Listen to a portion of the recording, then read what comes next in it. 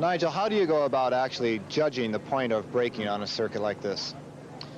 Well, there's two ways of doing it. I always do it by eyesight, watching the corner and just sort of judging the speed and the entry. And there's another way of sort of having markers on the side of the circuit, which is sometimes good, except when you come back the next day, they've moved or they've disappeared or whatever. So I always sort of use my own eyesight to judge. Now, the majority of passing is done under braking also. What's that like to be pushing someone into a corner trying to get by? Well, it depends who they are. It can be pretty hairy, or you can, have a very good maneuver, and it can be very satisfying when you get past. But there are a few drivers that you've got to get right alongside to get past them, because otherwise they'll move across on you. And obviously, one can have an accident if that happens. It's very spectacular when you see the great puff of tire smoke and coming up from the wheels, but that's really not the greatest way to slow down, is it? No, as soon as you've locked the wheels, then it's negative braking. In fact, you're starting to slide, and not only that, you're hurting the tyres. It's a detriment to the tyres, so much so that you can flat spot, what is known as flat spotting the tyre. And if you do that badly enough, it means you've got to come and make a pit stop and change all four.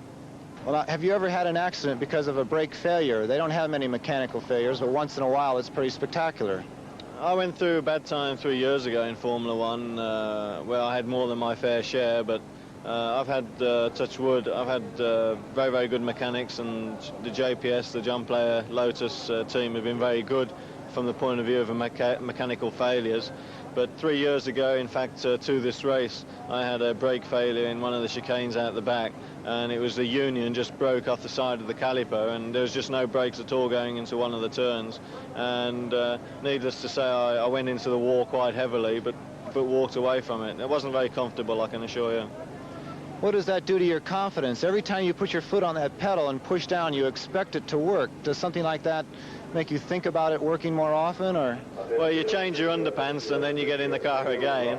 But seriously, I think it probably takes a couple of laps of reassuring yourself the brakes are going to be there, because now on some of the turns you're going into them at 200 miles an hour, and it's essential you have your brakes.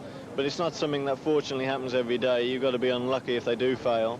And you just build yourself up, and if you're a professional racing driver like most of us are, then there's no problem. You go about your business and do your job. Well, Nigel, we hope that you stop quickly and safely every time at this Zandvoort circuit. Yeah, I hope so too. One of